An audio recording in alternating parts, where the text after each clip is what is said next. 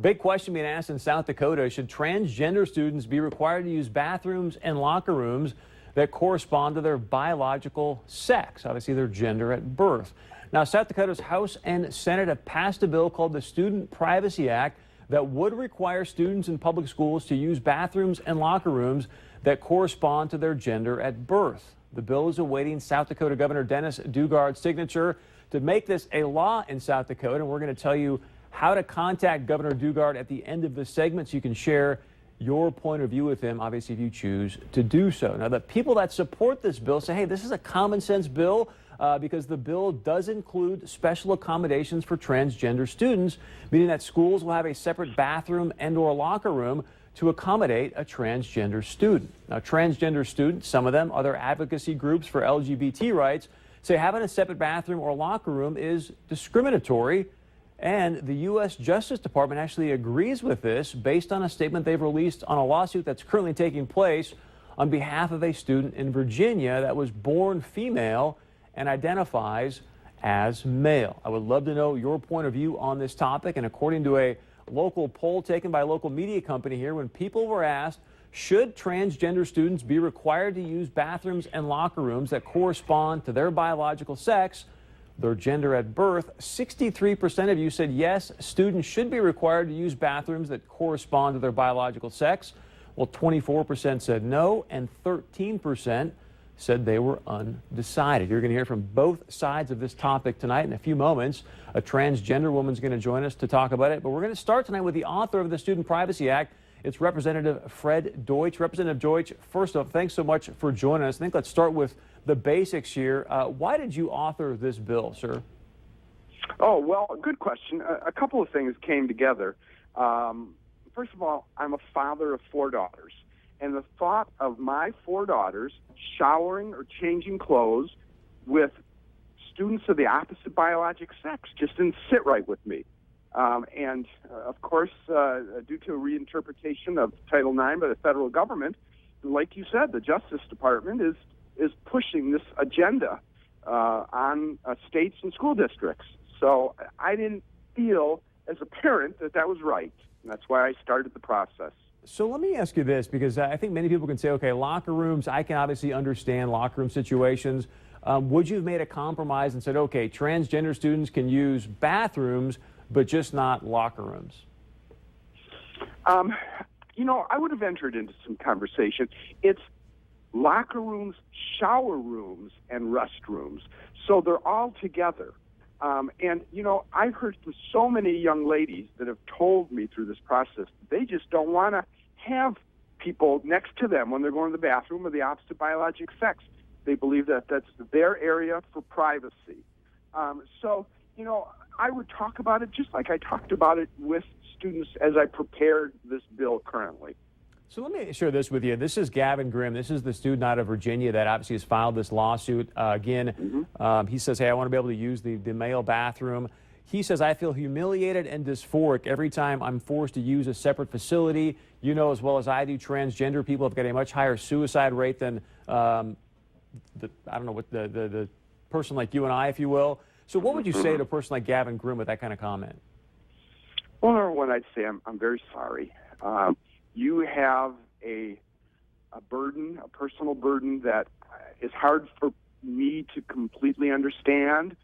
And I recognize that this is something you're going through. And it is not my intention to make you feel bad or make you feel like you're standing out. But we have to protect the privacy of all of our children, including you, Gavin. We want to protect your privacy as well as everyone else's.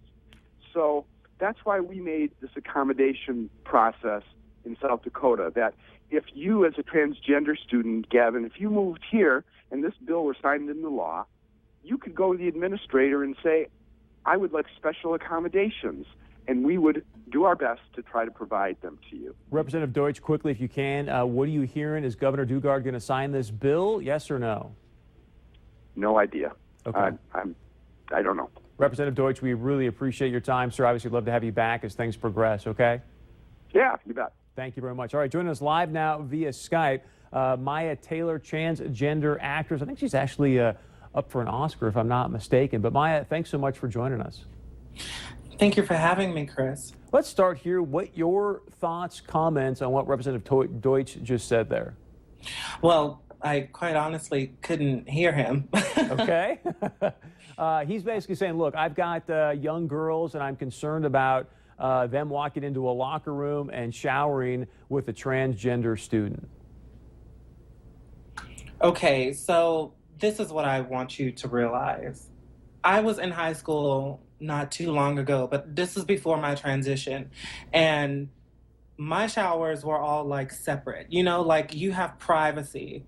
And I think I read somewhere it's like going inside the restroom, you don't want the young girls to see a young boy's penis and things like that. And I'm like, okay, think about this. Really, really think about this. Because all this is just a political attack.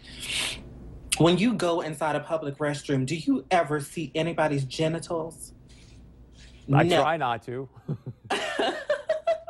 But no, and you have to also think about this. Okay, let's bring it back to me. I'm a transgender woman and I've had my surgery to get my vagina and everything. I have my name and my gender changed on my ID and everything. And look at me. Do I look like I fit inside of a male restroom?